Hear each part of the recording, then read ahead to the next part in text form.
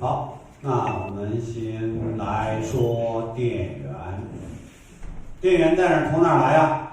蓄电池来啊，蓄电池来啊。蓄电池的正端是859啊，蓄电池的正端是859。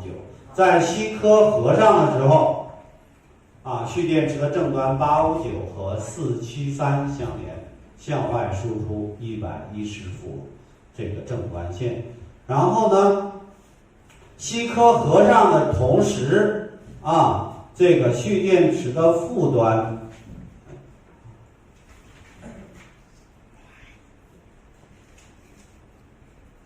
蓄电池的负端2199经合上的锡科与8排20、8排19啊，就是8排这些1到5、7到12、14到24，最重要的是8排多少？17相连啊，这就是我们110伏电源的什么端呢？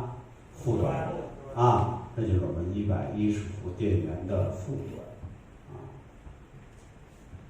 好，那现在正负端都有了，负端已经到8排17了，先不用管了。看正端，从473上来，首先经过什么东西？3伏勒啊，分流器啊，3伏勒是分流器。分流什么叫分流？我们这里面有很多分流器啊，就是检测电流用的啊，通过向电流表提供这个电流信号的。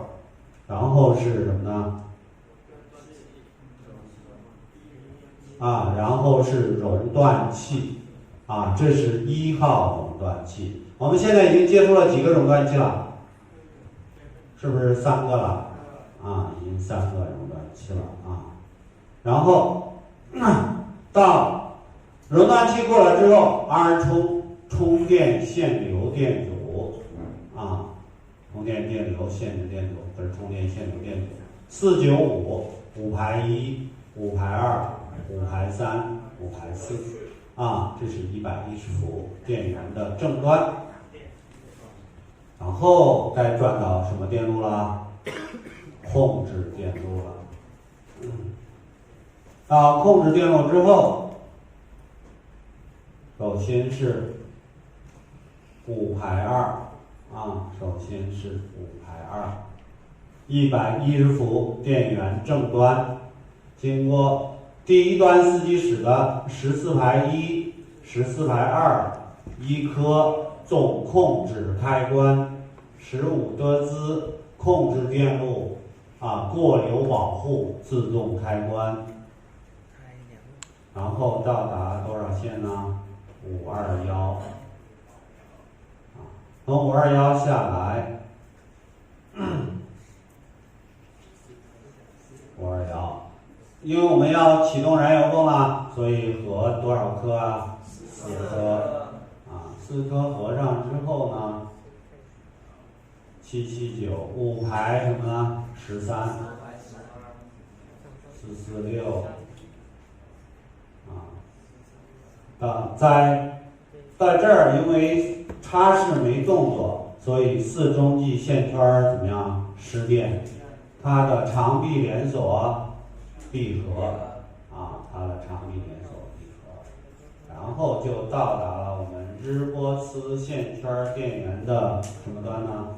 正端啊。到了日波斯线圈电源正端之后，我们2条路走向8排啥呀？17啊。我们看第一条路2021啊，2021紧接着就是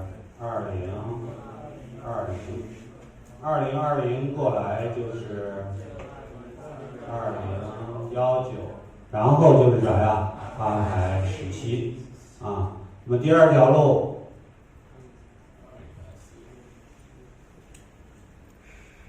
2024，然后是2022，然后2034，2034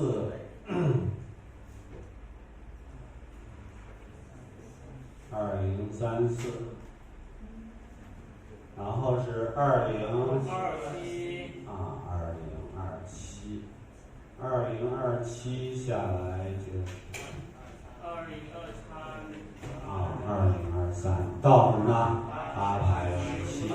好，那这两条路都到了817，日波斯线圈导电，控制电路这条路呢，我们就完成了啊。那么整体呢，我们再缩小一点，让大家看一个整体的效果啊。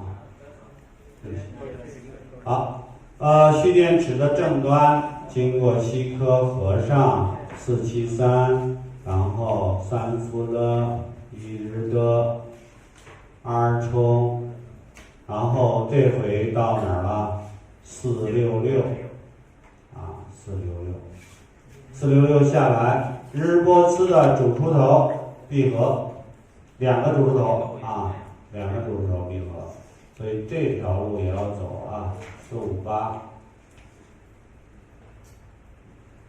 啊，这两条路。那么第一条路下来之后，就是根据我们的选择了啊，你可以选第一燃油泵，也可以选第二燃油泵。如果选第一，把3德兹自动开关合上；如果选第二呢，把4德兹合上。那么先选3德兹吧，让它合上，那就这条路形成啊。那这条路形成之后呢，那就是这样，然后到8排几啊？8排8，然后到8排9。8排7，8排10，然后2056到锡科到蓄电池的什么负端。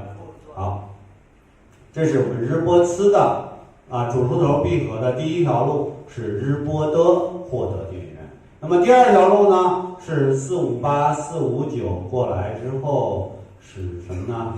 是这个1特的、2特的什么东西？利磁扰组1特的和2特的利磁扰组获得工作电源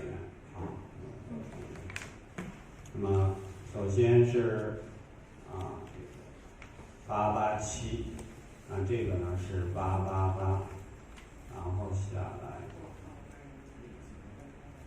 到这边8排12，这边呢也是到8排12。到8排12之后呢，我们就合一块了，然后往这边来。这点不好，